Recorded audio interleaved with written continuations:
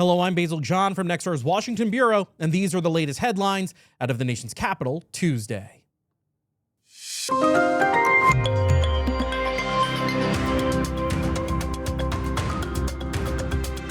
Well, two Supreme Court justices say their safety is at risk with increasing threats. They're asking Congress for more security funding, making a rare trip to the Capitol today. Our Washington correspondent Gabrielle Correcciolo has a look at their testimony. The justices faced a wide range of questions about their work and security concerns, and despite some recent controversial opinions from the High Court, these hearings stayed bipartisan and civil, not getting into any of that. For the first time since 2019, two Supreme Court justices sat before lawmakers asking for more money to fund their security. The threats are constant and they're always there. Justices Amy Coney Barrett and Elena Kagan say in recent years there's been a rise in threats to the High Court. I didn't expect that performing this service was going to put me in the position of explaining to my children what a bulletproof vest was and why I had to wear one. They're asking for $228 million for the upcoming fiscal year, a 10% increase. The money would go towards expanding the personal protection for each justice, establishing a new visitor screening facility, and combating cyber threats. This is something that has frustrated all of us. They say following the leak of the Dobbs decision overturning Roe v. Wade, threats increased, as did their concerns about keeping their internal communications confidential. If you think that those views are going to appear on the front page of a newspaper, you pull back. You don't have the kinds of conversations that I think the court really depends on to do great work. Lawmakers in both parties appeared supportive of the request. I'm so sorry you're having to deal with many of these same threats that members of Congress and our families also deal with. Funding for the upcoming fiscal year needs to pass both the House and Senate by September 30th. There was bipartisan support expressed in these hearings today, which makes it look like the judiciary funding may have an easier time getting through than funding for some other departments. I'm Gabrielle Correcciolo, News Nation, Washington. And joining me in the stream suite to dive into this a little bit further is our Washington correspondent, Gabrielle Correcciolo. Gabrielle, thank you so much for joining me. Thanks for having me. This was an incredibly interesting hearing. I was not expecting to basically hear the justices talk about the threats, essentially, that have come towards them. Usually whenever you hear budget discussion, it doesn't really turn into something like that. Sounds a little dry when we're just talking about essentially money. To put it lightly, yes, it does sound a little dry, but I mean, honestly, what was your reaction hearing some of this? Well, it was really interesting because the heart of the increase in the budget request was this need for more security. And they talked a lot about the kind of history. Justice Kagan said when she first started, she used to drive herself to work at the Supreme Court. And now that is just absolutely not possible because of the security threats. And when Justice Amy Coney Barrett was a clerk for Justice Scalia, she talked to the same thing about there was a vastly different time. And so there weren't security measures in place the way that they need to be today. But whether it's the Supreme Court, whether it's the president, whether it's lawmakers, we have seen in recent years these threats and even in some cases attempts at their lives or, just danger in various ways. In fact, on Monday this week on Capitol grounds, and this was brought up in the Senate hearing, somebody with a gun came up to Capitol grounds. They had a gun in their lap, and according to one of the senators, they asked for directions to the Supreme Court. Oh, wow. That's when they were detained because they had a gun, and you can't do that. That's a pretty brazen question to ask. Right. But I mean, so it points to whether they were looking for lawmakers or looking for Supreme Court justices. This is an issue that is very present and real. And so there was a lot of empathy and compassion from the lawmakers on both sides of the aisle, about the challenges that these justices are facing anywhere they go. So the justices said at points, it would be nice to not have to have security with me all of the time. They would love to have some more privacy, but they also want to be safe. And so the safety is number one. And so that's what really stems down to. But it was really interesting to hear some of the personal accounts of how this has impacted their lives, these increased threats. Yeah, I found it super interesting when Justice Barrett was talking about having to explain like the bulletproof vests to her kids. Like honestly, like the imagery in and of itself that was really powerful. I'll give her that. I was super I taken think aback any by it. parent is going to hear that and think, she's got a bunch of young kids, which is already kind of a unique circumstance for Yeah. a Supreme Court justice. But then to be coming home with bulletproof vests and different things. There was a swatting call at her house Right. recently that she spoke about. But she also spoke about in that instance, local police had gotten the swatting call where somebody almost like they fake that there was a shooting at her house. Right. Local police showed up, but because she had her official security there, they were able to kind of calm the situation down relatively quickly, because sometimes in those swatting calls, local police will then go with their guns drawn and everything to try and make sure there's no threat, which can be, again, incredibly scary for young children when everyone is just doing their jobs and it's some foreign actor who's making these calls. So there's a wide range. And I think, on both sides of the aisle, I think we heard a lot of people saying, they were touched by how difficult some of those things must be just on a personal level to deal with. I'm glad you brought that up, because that ties into the next thing I want to ask you about. I mean, obviously the attention and the sentiment around the Supreme Court has changed over the years. There's more of a spotlight on the decisions that the Supreme Court ends up handing down, at least from the lawmakers that you heard during this hearing. How many of them at least were able to back up, this request from the justices to allow for this funding to get deployed to upgrade their home and their personal security? There was no vote today, but we didn't hear a single person in either the House or Senate hearing disagree or, push back against this request. So sometimes you'll have these hearings and there's some criticism. Do you really need this? Why is that? So there was none of that, which I think was pretty unique. It's unique to have the justices there, but it's also unique to find a circumstance where pretty much all the lawmakers were okay with how much money that they were asking for. And some, several said, if there are other things that we should be doing, let us know and we will get it done. So it seems very likely to pass. But when you talk about, some of these recent decisions and the rhetoric, they made it clear at the beginning of both the House and Senate hearing that this was not a place to be discussing those.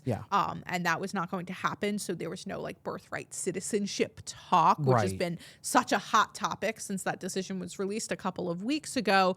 But in the Senate hearing, we did hear some senators, mostly Democratic senators, talk about the need to kind of tone down the rhetoric when it comes to reaction to these hearings and things like that. I think Senator Jack Reed was the one who called out the president, saying that the president needs to, tone it down. So taking more of a jab at the president and sending him House Republicans, not directing anything towards. Yeah, and there were no names were named except the president. Okay. And otherwise it was just that people needed to cool down the rhetoric because there's concerns that this rhetoric is what fuels some of these threats and, this lack of civility that people have. But these were actually quite civil hearings, some of the more civil ones that we've seen on Capitol Hill.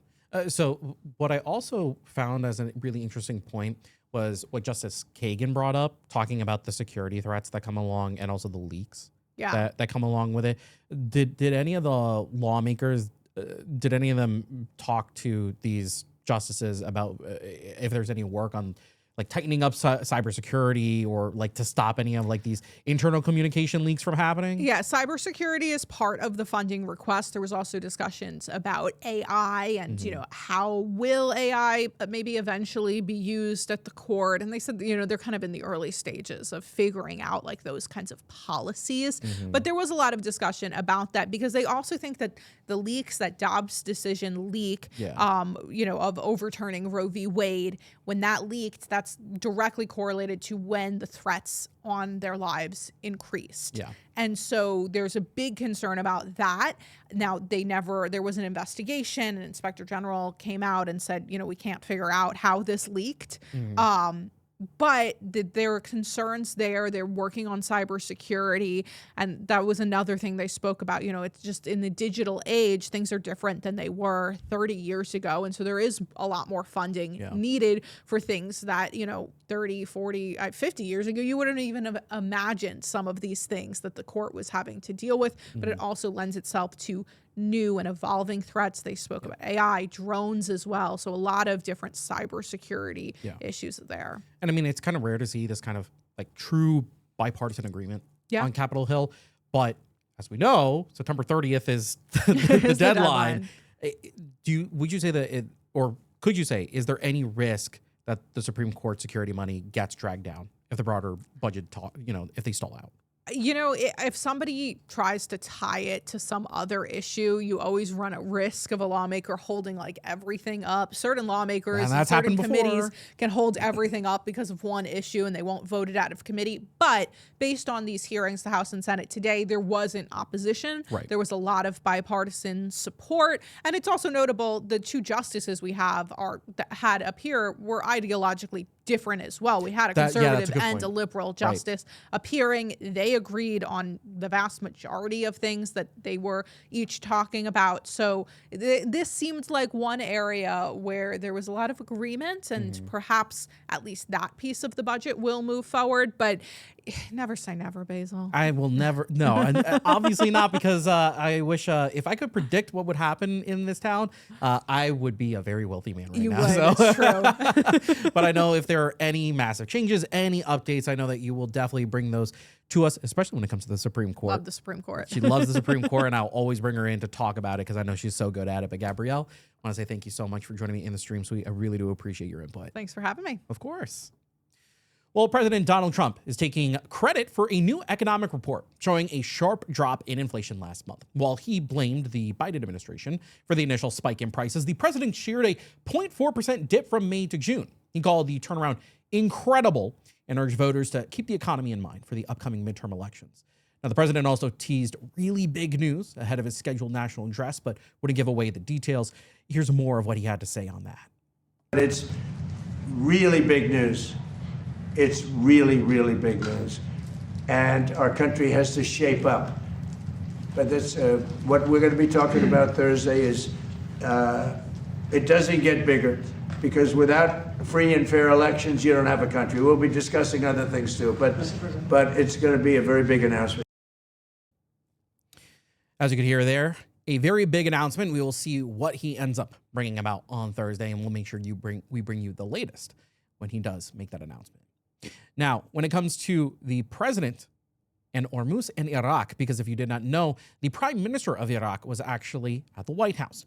Now, President Donald Trump is dropping his threat to impose shipping tolls in the Strait of Hormuz. Now, during a White House meeting with Iraq's new prime minister, Ali al-Zayed, the president said he prefers Gulf nations invest directly in the U.S. instead. Now, the president noted that while he dislikes the concept of a fee, it is unfair for the U.S. to protect the critical waterway for the rest of the world for free. So the president strongly backed the political newcomers' bid for office and predicted the two nations will be doing a lot of deals together. Here's a little bit of what he said during their meeting in the Oval Office. No, I just told you, you have Saudi Arabia, UAE, Qatar, Bahrain, and Kuwait, primarily, and then others. I spoke to all of them, and they would love to invest more money in the United States at record amounts, and that would be very acceptable. And this way, there's no fee. I don't like the concept of a fee, but at the same time, it's not fair that we're protecting this strait for the entire world, for China and everyone. I don't mind protecting it for China. I don't mind protecting it for anybody, but it's unfair that we're not in somehow compensated. And we've been doing this for many years. It's bothered me 25 years ago. It bothered me. During my first term, I was doing things like you have to invest in the United States. But by doing it that way, there's no fee. They're investing and they're getting a return on their money, and it's good. But they're going to be making massive investments into the United States, and I like that much better. Look, Baghdad, I think, and I and this country, we're going to make some tremendous music together. We haven't been dealing very much over the last 4 or 5 years with the previous administration. Iraq has tremendous potential because of their oil and because of other things, but because of their oil. And we're going to be doing a lot of deals. We're going to create a lot of jobs for both countries, and we're going to be taking out a lot of oil. A lot of oil is coming out, and the American companies are doing it. Mostly American companies now. They don't want to do business with others.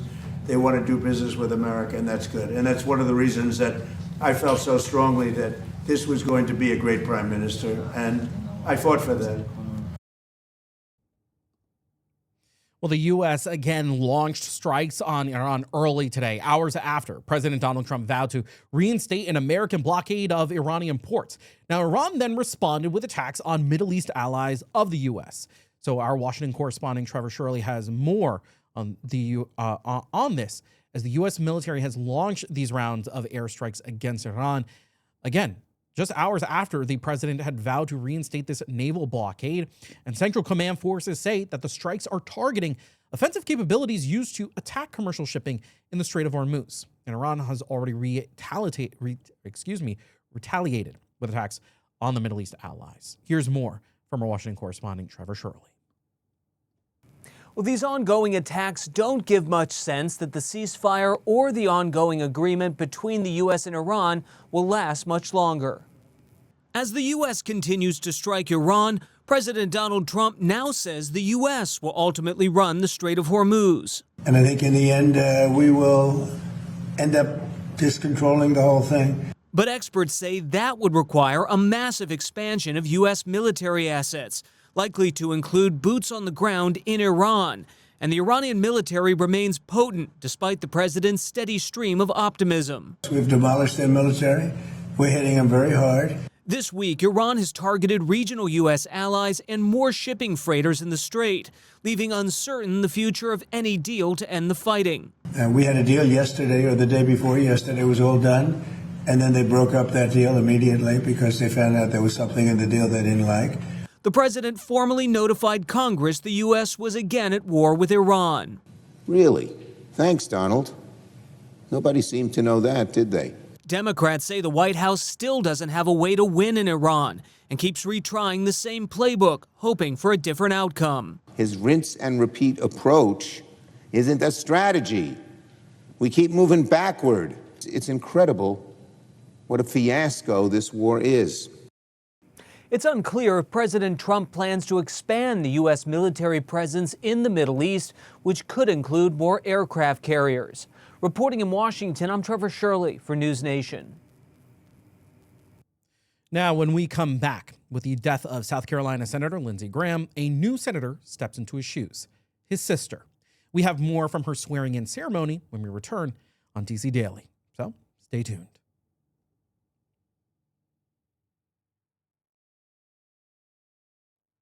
And we're back on DC Daily.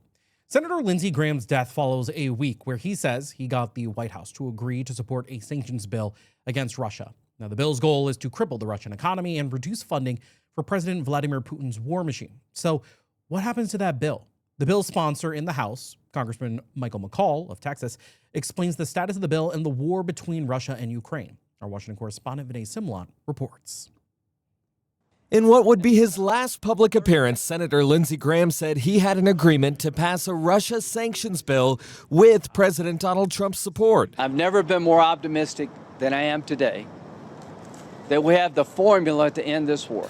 Texas Republican Congressman Michael McCaul says the agreement wouldn't have happened without Graham, a strong supporter of Ukraine. It's probably the toughest Russian sanctions bill. I believe it can be passed before August. It would target Russia's energy economy with sanctions and secondary sanctions and tariffs on countries that buy Russian oil. Well, I know that Lindsey wanted it very badly, but they'd like to add Iran and they'd like to add Hezbollah to it. That's what I'm hearing. Lawmakers say they're not. We should move forward with this bill rather than opening it, in my view, to other potential targets. It's not the original intent of the authors, myself and Lindsey, although, I know Lindsey's position on Iran. While Congress debates the sanctions bill, President Trump says the U.S. will help Ukraine defend itself from the air. Putin knows that that's where they're vulnerable. At the NATO summit last week, President Trump said he would give Ukraine licenses to build Patriot interceptor missiles to fight off Russian attacks.